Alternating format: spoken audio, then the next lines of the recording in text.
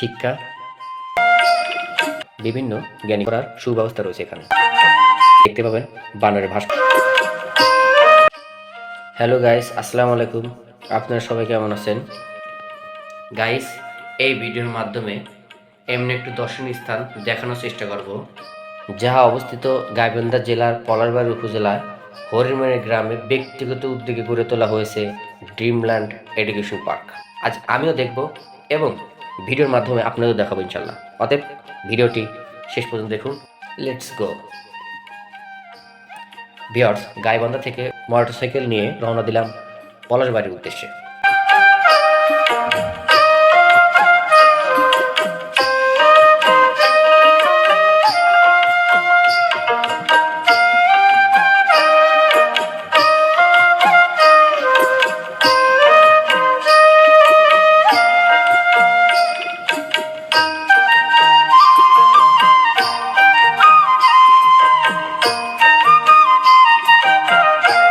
Viewers, ইতিমধ্যে আমরা মাঠের হাটে পৌঁছালাম।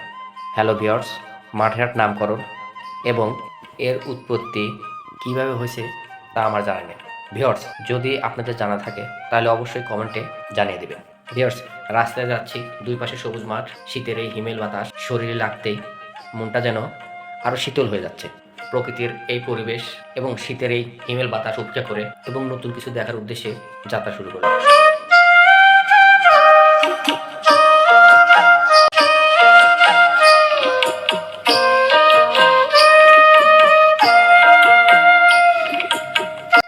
ভিউয়ার্স, কথা বলতে বলতে চলে আসলাম পলাশবাড়ি মোড়। এই মোড়টি খুবই ব্যস্ততম সড়ক।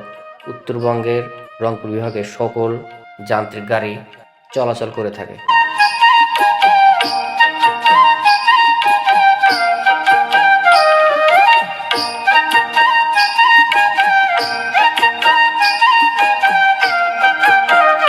ভিউয়ার্স, পলাশবাড়ি মোড় থেকে প্রায় 200 গজ দূরেই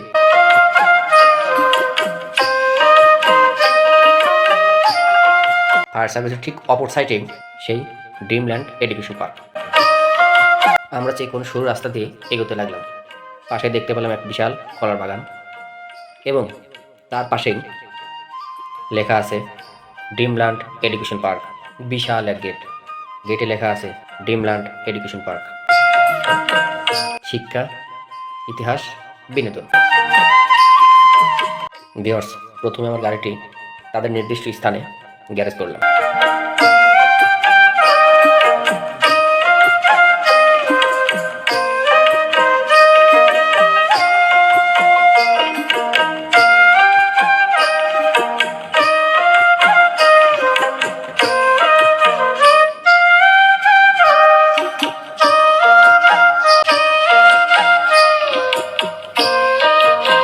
গ্যারেজ করে চলে আসলাম টিকিট কাউন্টারে। টিকিট কাউন্টারে এসে আমি টিকিট নিলাম। এখানকার টিকিটের মূল্য মাত্র 30 টাকা।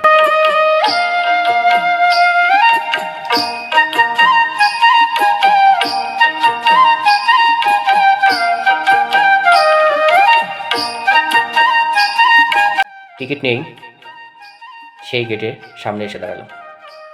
টিকিট কাউন্টার আমার টিকিটটা বুঝিয়ে দিচ্ছে। আমি টিকিটটা হাতে নিয়ে ভিতরে ঢুকলাম। গেটের ভিতরে প্রথমে ঢুকতেই প্রথমে চোখে পড়বে ভাস্কর্যের বিভিন্ন স্থাপনা।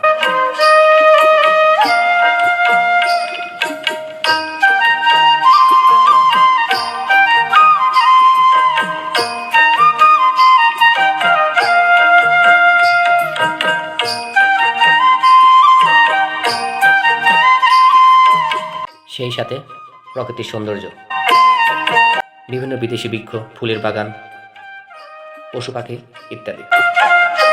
প্রথমে আমি বিভিন্ন ভাস্কর্য ঘুরে ঘুরে দেখলাম। শুধু আমার দেখলে হবে না, আপনাদের দেখাবো ইনশাল্লাহ। এখানে রয়েছে শিক্ষণীয় কিছু গুরুত্বপূর্ণ স্থাপনা,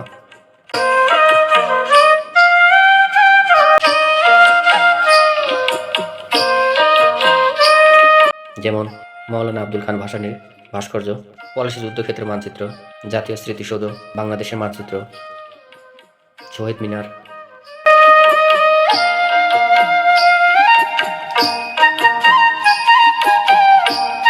কবি কাজী নজরুল ইসলামের ভাস্কর্য, রবীন্দ্রনাথ ঠাকুর সহ বিভিন্ন জ্ঞানীগুণী ব্যক্তিত্বের ভাস্কর্য।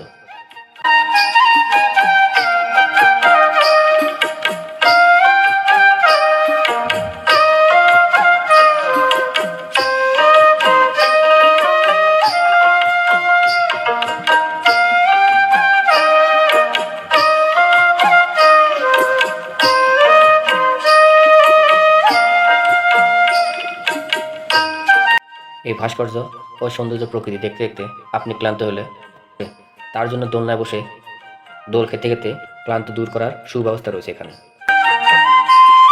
এছাড়া আরও মনকে ভালো করার জন্য রয়েছে বানরের বাদরামি খেলা। আমাকে দেখতে পেয়ে সেই বানরের বাদরামি শুরু করলো। কিছু সময় সেই লাফালাফি দেখলাম।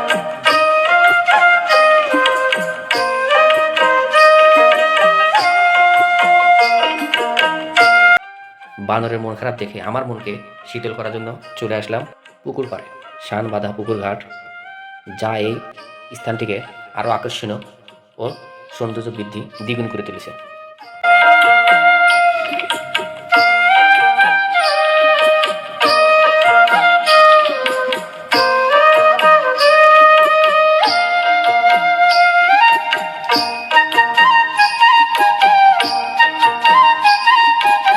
জীবন্ত বানর দেখার পাশাপাশিও দেখতে পাবেন বানরের ভাস্কর্য।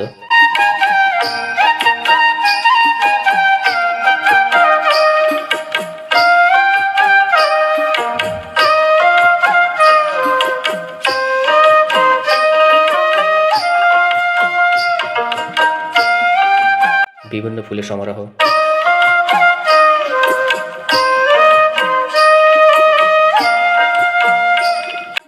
নানান ধরনের পাখি, বিভিন্ন ফুল থেকে খাদ্য আহরণ করা প্রজাপতি, এসব মনোরম পরিবেশ দেখতে দেখতে সময়টা টাটা বেলায় বিদায় নেবে।